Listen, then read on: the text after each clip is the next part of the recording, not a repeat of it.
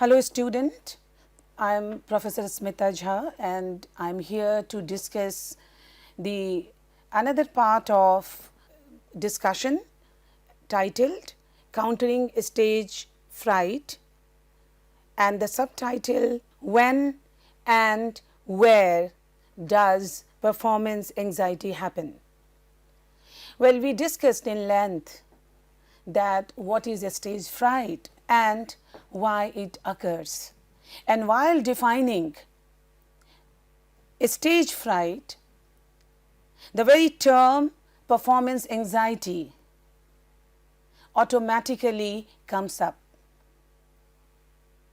And this is about the personality trait because individual variations are there from one person to another.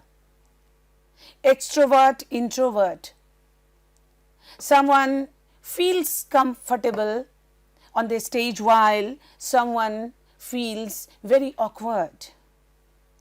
Fear from the side of audience, fear while speaking, fear to execute the entire performance.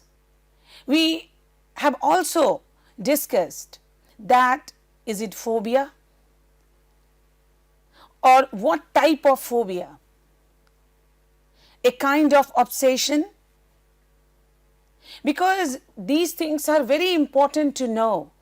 Only then you can counter the stage fright. Remember, I told you that while countering the stage fright, you must know your personality trait, what kind of person you are. Introspection,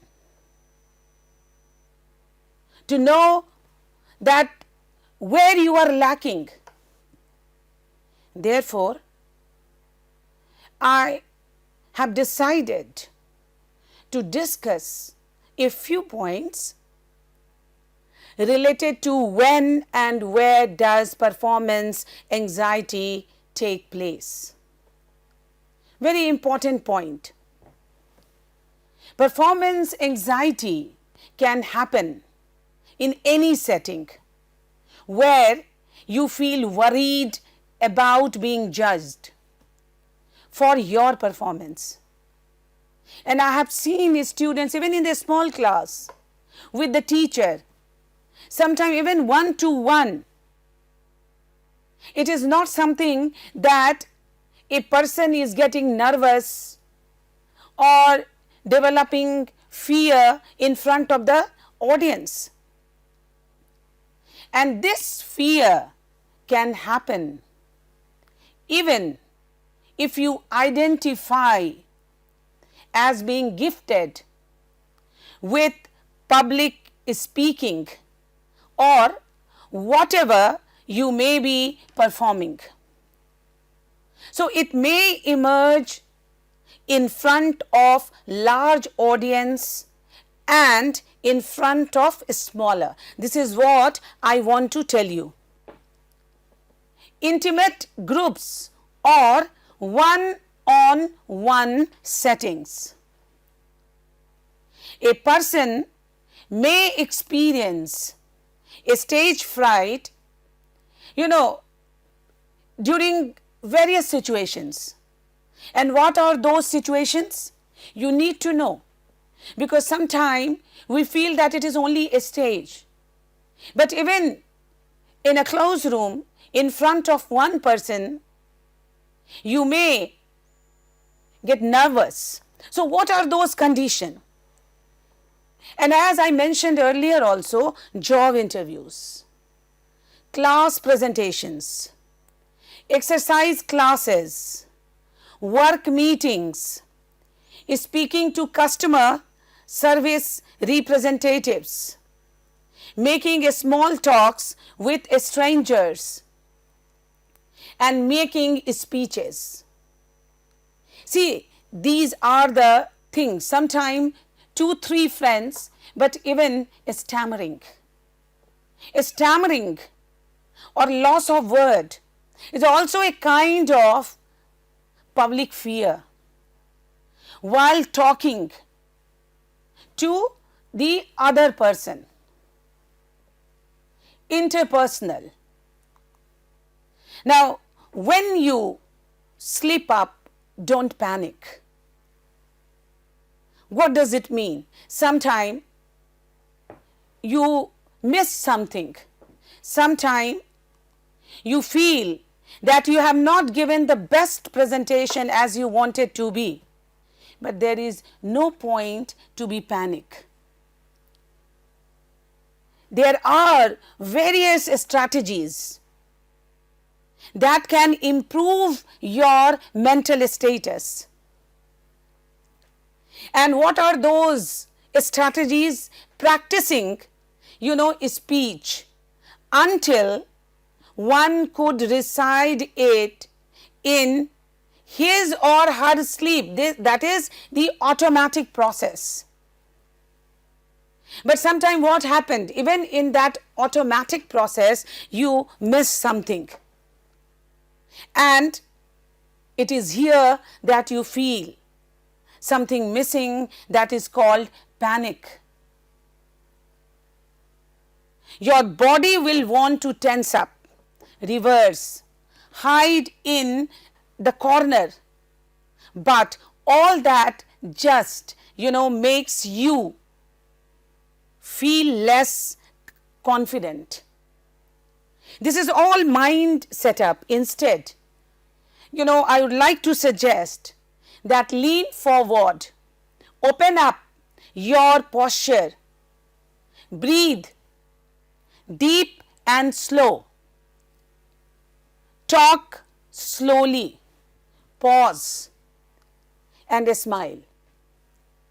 See, these combinations with a pause will make you feel comfortable. Now, you are sitting there in class. Imagine fidgeting nervously in your seat. You glance up at your teacher silently, praying that he or she doesn't call out your name next. See, the situation which doesn't invite any kind of panic, fear, attendance in the class. Your class. Class is not something where you have to speak up all the time, but then in attendance you have to show your face or you have to raise your voice. Even that could create a panic. See, these are the situation where all such things, related to phobia, nervousness, anger occur. Before you can avert your eyes, your teacher makes eye contact with you. The next second, you hear your name being called. Suddenly, what happened? Your stomach feels like it has relocated itself somewhere down around your feet. Even I have realized this. Everything in a very upsetting phase, maybe fear, nervousness. You slowly stand up and shuffle to the front of the class to give your speech on an interesting topic or any current event. And as you examine the faces or look at the faces of your friends, classmates, all your thoughts flee. Your mind as if being erased from a chalkboard. Completely erased. You stand there like a deer in the headlights, unsure how to begin. Your mouth feels dry, your palms are sweaty, and it's suddenly way too hot in the classroom. And naturally, you will feel what is going on here. Are you having a mental breakdown? Really, see, this kind of physical activities or physical changes force you to examine, to feel what kind of breakdown. But then, no, you are just experiencing a stage fright. This is called a stage fear. Now, if this scenario sounds familiar, you are in good company. Many people experience a stage fright. Keep this in mind. You are not the only one. This is very common, natural. In fact, it's so common that it has its own technical name, that is performance anxiety. And I have dealt with this performance anxiety. Many people, including famous actors, athletes, musicians, regularly feel the pangs of fear of performance anxiety when they have to perform in public. Performing in front of others can be nerve-wracking. The stress you feel is real. And that's why your body reacts like it would in the case of real physical danger. Means the entire physique is in danger. You are losing control over your muscle. When you step on a stage or before a room full of people, your body's fight or flight mechanism kicks in. This reaction creates the symptom associated with stage fright, including a racing heartbeat, hypersensitiveness, dry mouth, shaking hands, trembling muscles, nausea, vomiting tendency, or butterfly in the stomach, and also blurry vision. See, because your performance depends entirely on your nervous system. The cause of performance anxiety is no mystery. It's the stress and anxiety associated with speaking or performing in front of others. So when we have to perform in public, all our insecurities surface. We worry about how we look, how we sound, and whether we will make mistakes. No one wants to look or feel silly in front of others. So we easily get stressed in these situations. Since so many people, several, experience this particular pain and pangs, so we should take it as a stride. As I said, this is all your mental setup. It seems like it shouldn't be a big deal, but it can be. It can affect your self-esteem and have a negative impact on your performance in school or on the job. I have seen number of people, even as grown up, they have this nervous temperament, because right from the school they could not eradicate or erase this particular tendency. Fortunately, we often know in advance when we need to perform in public.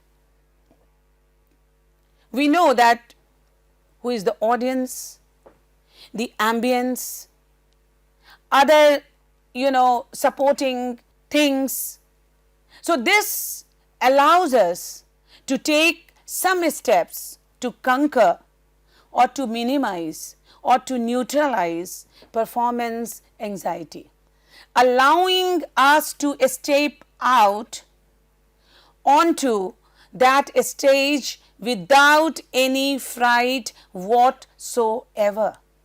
It is not something that you are being pushed to a situation where everything is bleak, everything is dark.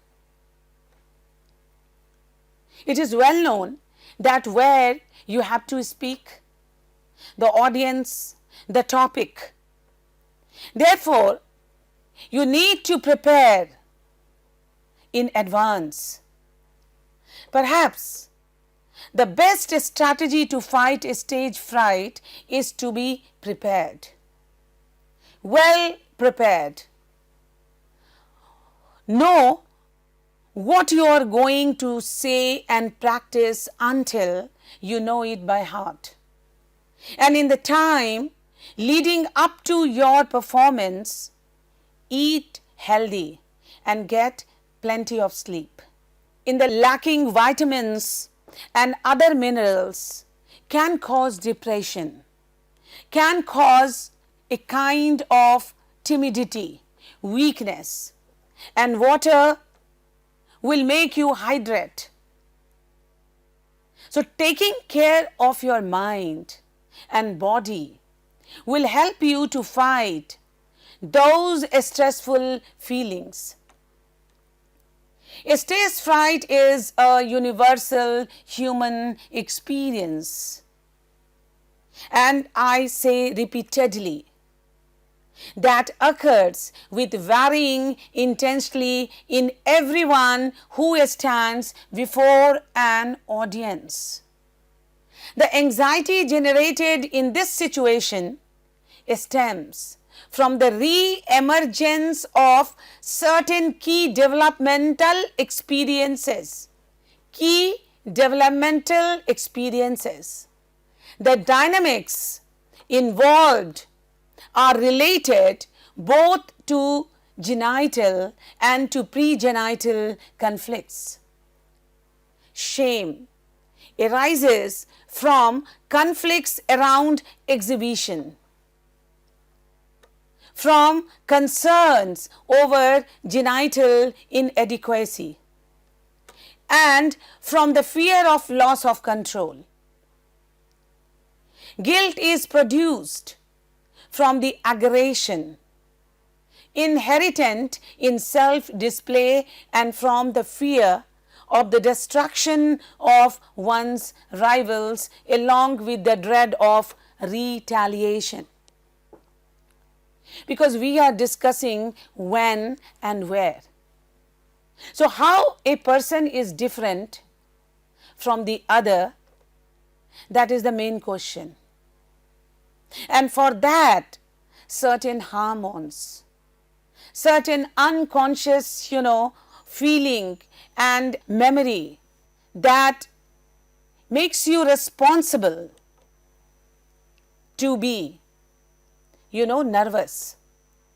A major portion of stage fright reaction is the reactivation of the crisis of separation individuation, which generates separation anxiety connected to the fear that asserting oneself as a separate individual will result in withdrawal of love and admiration by maternal figure, that is the audience. And this is a very important point. what kind of feeling you have in the back of your mind. The various developmental experiences are differently weighted in each individual's stage fright reaction depending on the vicissitudes of his early childhood experience. Perhaps it is fortunate that few performers ever completely master a stage fright, for an intangible sense of communion between the performer and his audience might well be lost as a byproduct of the mastery. Again, important point to remember, and this is called narcissistic issues. When and where? The one situation is when you are trembling, you are shaking, you are not confident, and the other situation is that you are more than confident. So, stage fright is an over-determined symptom of all persons who must perform before an audience. The performer may experience disintegration anxiety as he searches for a mirroring or an idealized object to make him feel complete and loved. Anxiety may be generated by his fantasy that he is stirring up the envy and persecution of others as a defense against his own envy. He also may develop anxiety over his fear that his success is depriving others and harming them.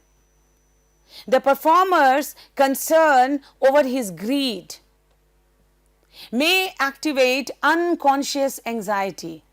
This is what I was telling you, that unconscious belief, sentiment, emotion, unconscious anxieties about depleting the very object he seeks of all it has to give. Conversely, if he projects the greediness unto the audience, he may fear that he will be devoured. And finally, he may become extraordinarily anxious over the thrust toward autonomy, that his assertive act of performing represents to him. He may feel that if he does not perform according to the expectations of his audience mother, he will lose the audience's love and admiration. Although it is a potentially disabling problem, see, mental problem, stage fright adds a unique dimension to the vitality of live performance. In a stage fright, one of the most important factors, the audience. Know the audience, because you have fear of the audience. So when you look at audience, they appear to be demon, ghost, killer. But if you have that, the audience, very good, affectionate, you see your attitude will be changed. It is emblematic of the electric interaction between the performer and the audience that makes the theater a place of magic. Audience members bring a certain degree of reality to the performer's fears. They may cheer him on, but they may also secretly hope for disaster. As the performer balances on the razor's edge of the audience's ambivalent empathy for him, a sense of dangerous excitement is created. This interactional tension makes live performance a unique medium that can never be replaced by film or recording. So, as one performer put it, it creates a feeling of delicious dread, a mixture of horror and anticipation. Remember, I told you that stage fright is more of the future incident, anticipation of failure, obsession for self-image. So, there are several questions. Do narcissistic individuals make effective public speakers? Delivering a speech affords an opportunity for garnering the attention and admiration of others. Factors that are of central importance to narcissistic individuals who are motivated to maintain or enhance their grandiose self-image. Now, the new word, because when we talk of narcissistic, the aspect of grandiose, very important to discuss. What is grandiose self-image? Across a range of performance domains, narcissistic grandiosity is consistently associated with good performance. When opportunities for personal glory are evident, and when presented with such opportunities, through the presence of a crowd, narcissistic individuals raise their performance level relative to when admiration or glory is less readily available. Indeed, narcissistic grandiosity is characterized by a range of qualities that may be highly adaptive in performance domain. For example, narcissistic individuals tend to be more optimistic and confident than their relatively non-narcissistic counterparts. As such, narcissistic people might be especially effective public speakers. But then the other part is also there. How they believe in their potential. As I said, that there are two types of people, less confident and overconfident. So, this narcissistic potential is the category of overconfidence. However, it is well recognized that narcissism has both bright and dark sides and is associated with numerous paradoxical and self-defeating behavior, such as reacting aggressively to threats or rejection. One recently proposed model of narcissism with promise for resolving these paradoxes argues that the behavior of narcissistic individual can be better understood by considering narcissism through two related yet distinct dimensions of narcissistic admiration and narcissistic rivalry. See, narcissistic admiration and narcissistic rivalry. The narcissistic admiration and rivalry concept, you need to know this. What are these concepts? Concept proposes that a fundamental goal of the narcissistic individual is to maintain their grandiose self-view, looking at the self, oneself with a very high, optimistic view. However, this goal can be achieved through two distinct affective, motivational, cognitive and behavioral pathways associated with narcissistic admiration and rivalry.